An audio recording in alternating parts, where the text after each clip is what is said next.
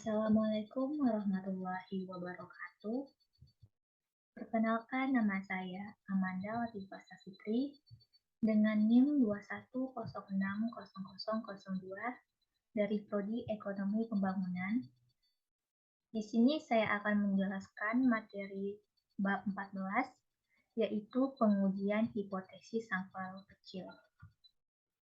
Adapun materi yang akan dibahas yaitu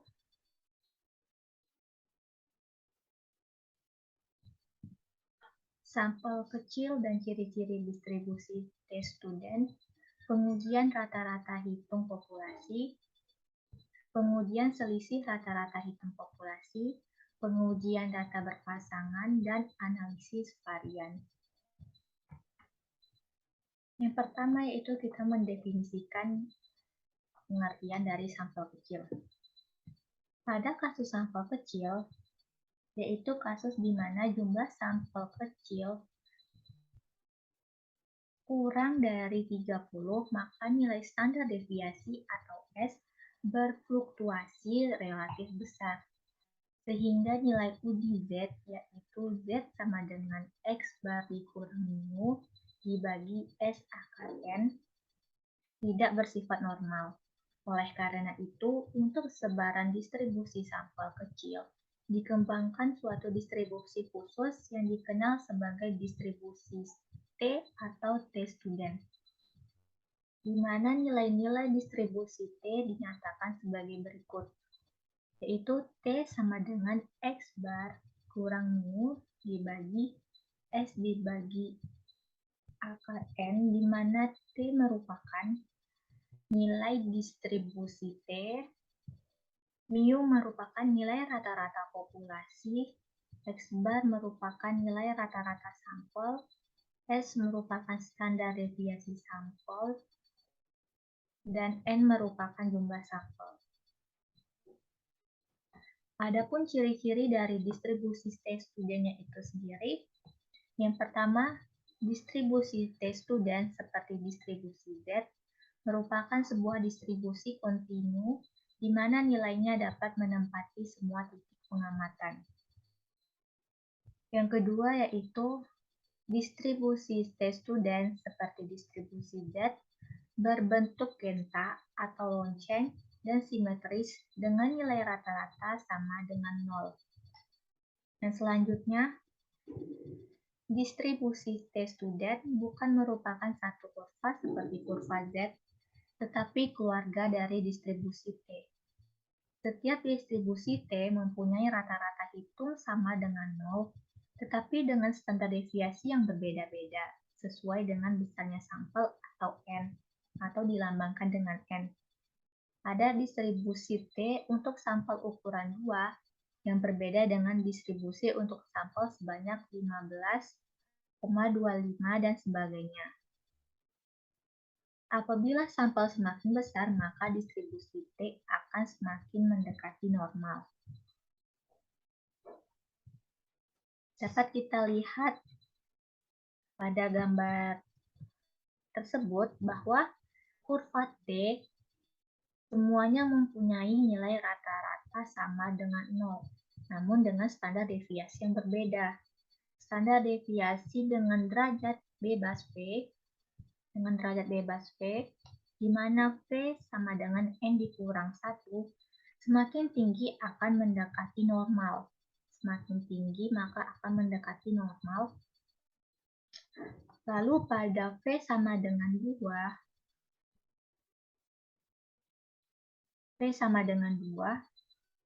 mempunyai puncak yang datar, serta lebih lebar dibandingkan dengan V sama dengan 15 dan V sama dengan 25.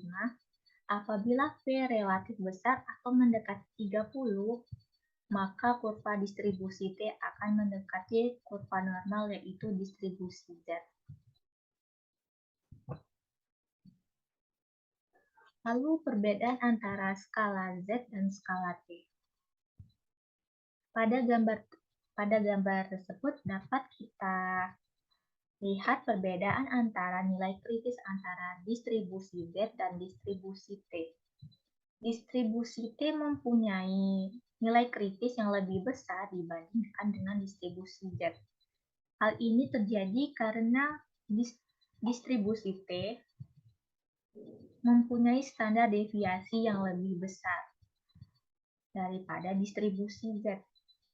Apa dampak dari nilai kritis pada distribusi T dibandingkan dengan distribusi Z? Ada 3 dampak yang terjadi, yaitu yang pertama, interval keyakinan T buka kurung T dikurang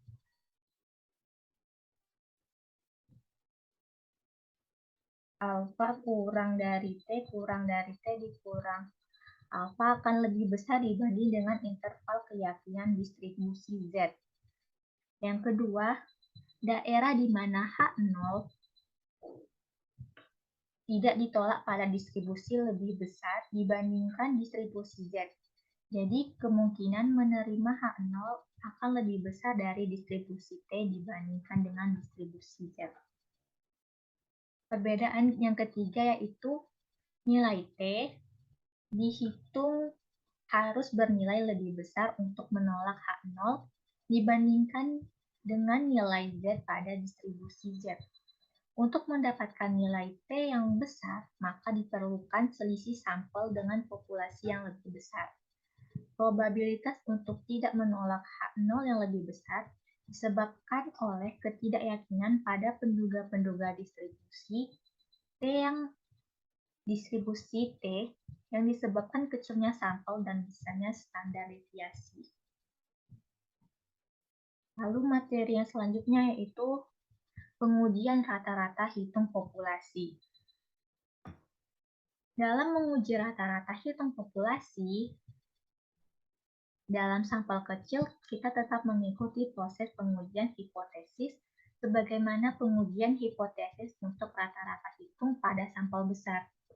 Kelima hipotesis sebagaimana pengujian hipotesis untuk rata-rata hitung sampel besar.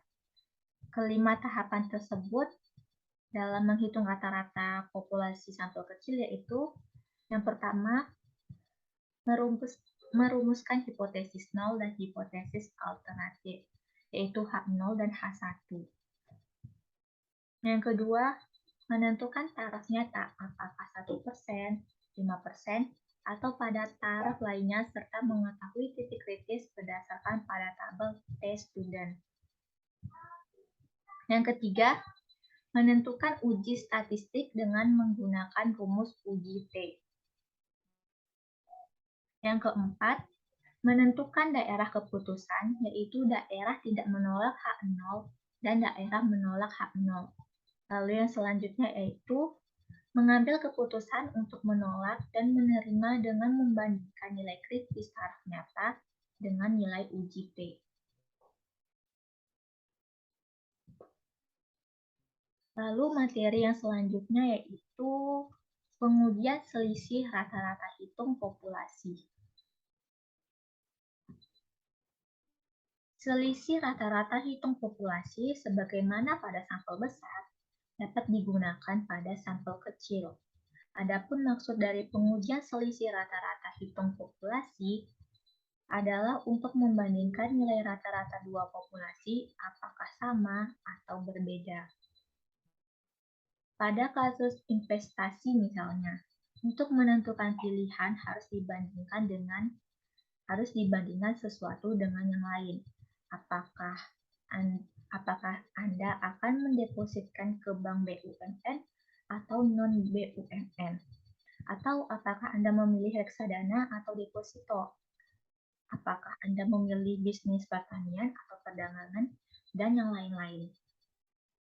Untuk membedakan sesuatu dengan sesuatu tersebut, harus dapat diketahui apakah sampel-sampel diambil dari populasi yang normal dengan rata-rata yang sama. Ada 3 asumsi yang diperlukan dalam menguji selisih rata-rata sampel kecil. Yang pertama, populasi harus terdistribusi secara normal. Yang kedua, populasi bersifat independen. Dan yang ketiga, varians populasi harus sama. Untuk dapat melakukan uji T, juga diperlukan penggabungan varian masing-masing sampel menjadi suatu penduga tunggal. Mengapa hal ini perlu kita lakukan? Hal ini dilakukan dengan dua pertimbangan. Pertimbangan yang pertama yaitu kedua populasi memiliki varian yang sama, sehingga penggabungan semua informasi akan menghasilkan penduga yang terbaik. Lalu yang kedua, kedua varian akan menghasilkan varian tertimbang yang memperhatikan karakteristik kedua populasi dalam rangka penggabungan untuk memperoleh penduga tunggal.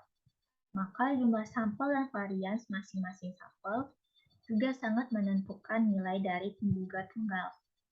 Rumus dari varians gabungan yaitu sebagai berikut.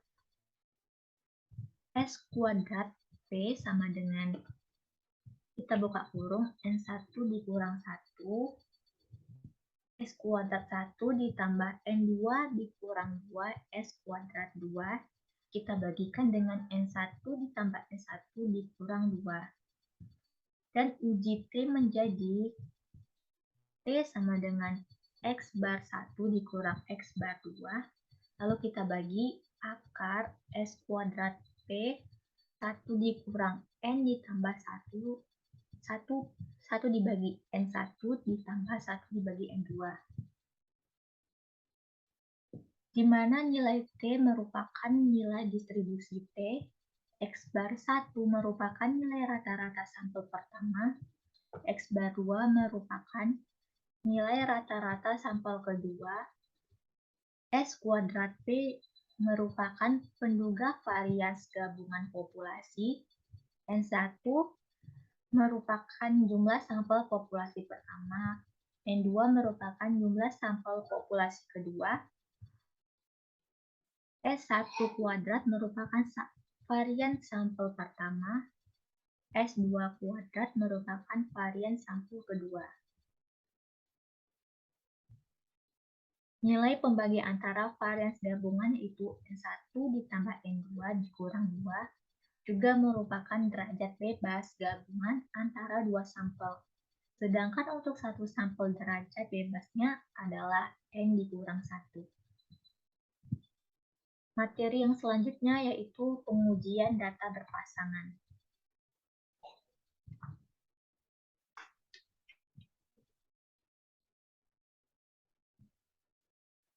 Pada subbab ini akan dibahas tentang pengujian hipotesis untuk data berpasangan. Adapun data berpasangan sendiri yaitu data yang satu berpasangan dengan data yang lain secara khusus. Data yang sudah berpasangan tidak dapat dipisahkan untuk membentuk pasangan yang lainnya.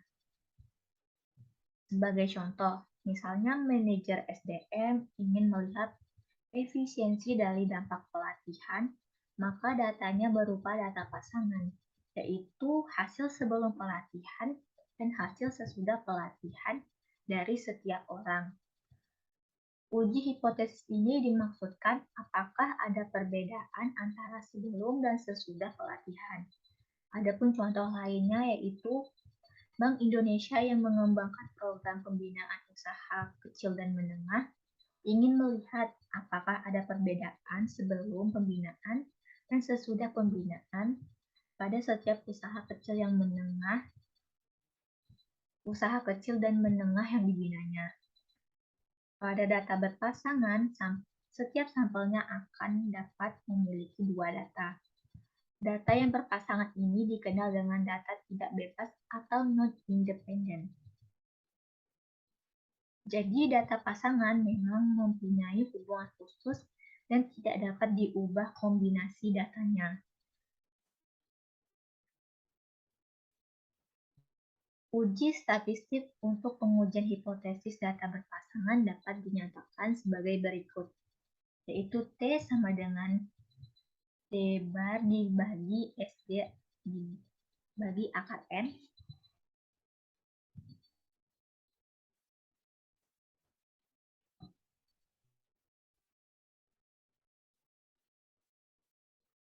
Dan standar deviasi SD dirumuskan sebagai berikut. E sama dengan akar sigma D kuadrat dikurang sigma D kuadrat dibagi N, lalu dibagi N dikurang 1, di mana T merupakan nilai distribusi T, D merupakan nilai rata-rata perbedaan antara pengamatan berpasangan, SD merupakan standar deviasi dari perbedaan antara pengamatan berpasangan, N merupakan jumlah pengamatan berpasangan, D merupakan perbedaan antara data berpasangan.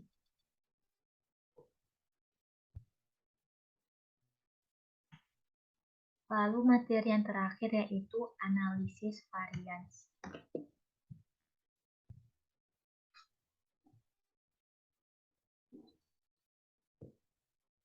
Untuk mempelajari perbandingan secara simultan antara beberapa rata-rata populasi tersebut dapat dikenal dengan analisis varians atau analisis of variance ANOVA.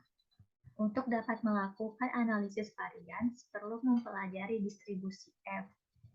F merupakan sifatan dari Fisher yang menemukan distribusi ini, sebagaimana telah dipelajari pada distribusi Z dan distribusi T sebelumnya. Distribusi F pada dasarnya digunakan untuk menguji apakah dua atau lebih sampel berasal dari populasi dengan varian yang sama. Berikut ini merupakan ciri-ciri distribusi F. Yang pertama, distribusi F lebih mirip dengan distribusi T, yaitu mempunyai keluarga distribusi F. Setiap distribusi tergantung pada derajat bebasnya.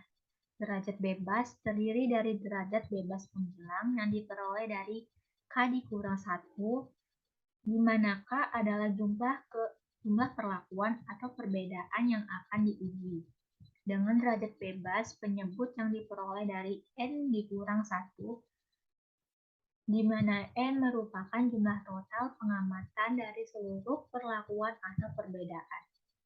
Dengan berubahnya derajat bebas pembilang dan penyebut, maka distribusi F juga akan berubah.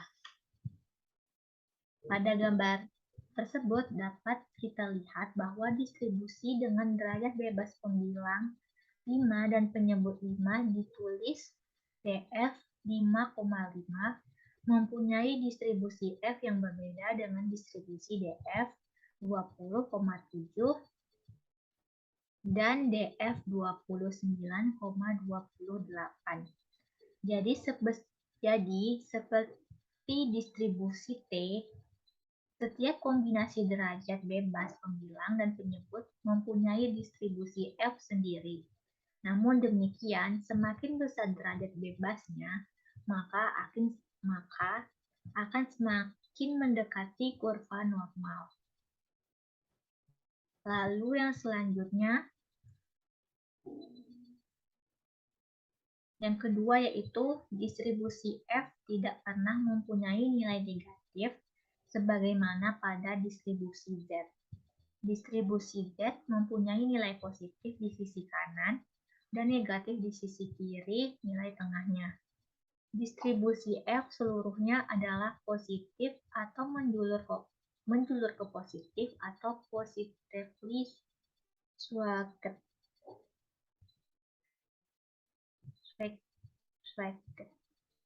dan merupakan distribusi kontinu yang menempati seluruh titik di kurva distribusinya. Yang ketiga, nilai distribusi F mempunyai rentang dari tidak terhingga sampai 0. Apabila nilai F meningkat, maka distribusi F mendekati sumbu X, namun tidak pernah menyentuh sumbu X tersebut. Yang keempat yaitu distribusi F juga memerlukan syarat. Yang pertama yaitu populasi yang diteliti mempunyai distribusi yang normal. Yang kedua, populasi mempunyai standar deviasi yang sama dan sampel yang ditarik dari populasi bersifat bebas serta diambil secara acak. Adapun prosedur dari analisis varians itu sendiri, yang pertama, sama seperti uji Z dan uji F, untuk uji F terdapat 5 langkah dalam prosedur pengujian hipotesisnya. Yang pertama yaitu merumuskan hipotesis. Hipotesis yang akan diuji biasanya adalah H0 yang menyatakan tidak ada perbedaan yang nyata antara rata-rata hitung perlakuan dan H1 menyatakan adanya perbedaan yang nyata antara rata-rata hitung perlakuan. Yang kedua, menentukan taraf nyata. Taraf nyata dapat dipilih 1%, 5%, atau 10% bergantung pada kepentingannya. Yang ketiga yaitu menentukan uji statistik. Yang keempat, menentukan daerah keputusan sesuai dengan nilai kritis F, yaitu 3,34 untuk taraf nyata 5% dengan DF pembilang 3. 4-1 dan DF penyebut 14, 18-4. Lalu yang terakhir yaitu menentukan keputusan dengan membandingkan nilai uji F dengan daerah keputusan apakah menerima H0 atau menolak H0. Sekian materi dari bab 14 tentang pengujian hipotesis sampel kecil yang dapat saya sampaikan. Kurang dan lebihnya mohon maaf. Wassalamualaikum warahmatullahi wabarakatuh.